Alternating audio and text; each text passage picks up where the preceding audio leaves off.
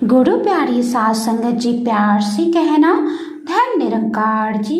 साध संगत जी, दूसरों को उपदेश देना तो बहुत आसान होता है, लेकिन उस उपदेश को अपने अंदर अपने व्यवहार में ढाल पाना उतना ही कठिन होता है। साध संगत जी, आज एक और नई और प्रेरणादायक साखी लेकर उपस्थित हूँ। तो आइए संतो जी, समय न गवाते हुए साखी सुनते हैं। साध संगत जी, एक छोटे से आश्रम में एक साधु रहते थे। आश्रम में एक दो ही शिष्य थे। वहां पर सभी प्रकार के लोग थे। सबका कोई ना कोई उद्देश्य था। कोई अपनी मनोकामना पूर्ण करने के इरादे से आते, तो कोई साधु महाराज से आशीर्वाद प्राप्त करने के लिए। एक दिन एक परिवार उस आश्रम में साधु महाराज के पास रोता पिटता हुआ आया। साधु महाराज ने उनसे पूछा, क्या बात है, आप लोग रो क्यों रहे हो? तब परिवार के लोग बोले, साधु महाराज, मेरा इकलौता बेटा मृत्यु को प्राप्त हो गया है। हम बहुत ही दुखी हैं। हमारे घर का चिराग बुझ गया है। साधु महाराज, अब हम जीना नहीं चाहते। जब हमारा बेटा ही नहीं रहा, हमारे घर का चिराग ही बुझ गया, तो हम जी कर क्या करेंगे? हमें इस दुनिया के जंजाल से छुड़ाइए। तब साधु महाराज ने कहा, पुत्र, एक दिन सभी को मरना है, मत रो। ईश्वर ने ये दुनिया बनाई ही है नाश करने के लिए।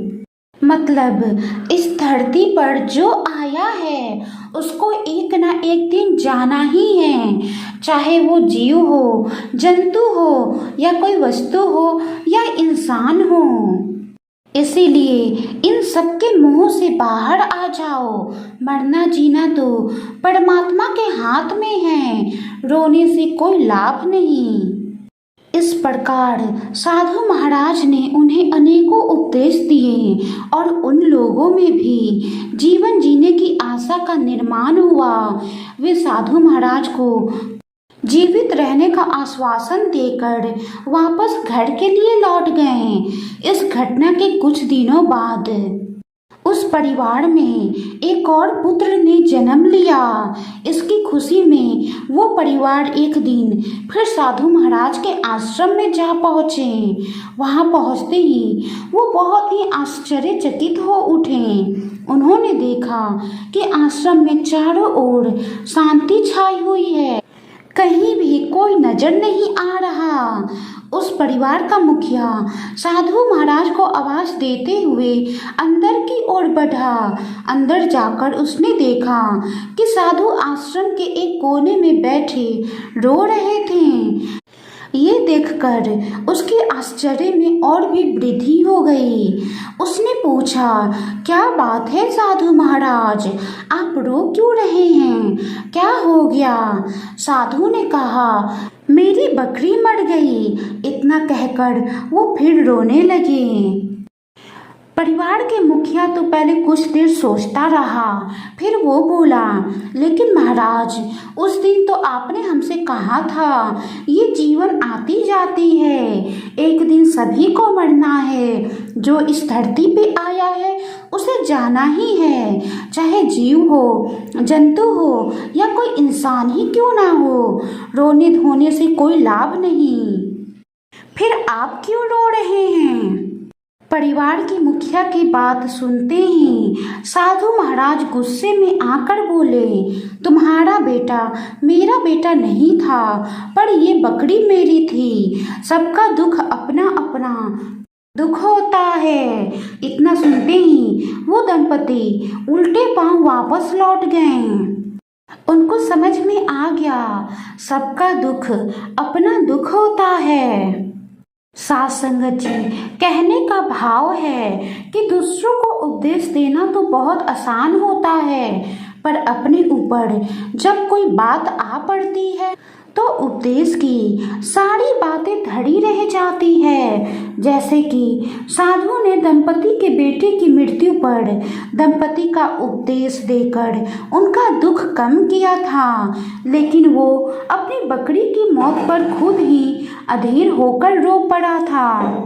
साध संगत जी इसीलिए कहते हैं कि जीवन में किसी को कोई उपदेश देने से पहले उन उपदेशों को अपने व्यवहार में ढालें, अपने अंदर ढालें, फिर किसी को उपदेश दें। साध संगत जी इसका उदाहरण स्वयं हमने अपने आँखों से देखा है। बाबा जी ने अपने जीवन में अपने बोले हुए सारे उपदेश अपने कर्म एक एक वाणी को कर दिखाया है।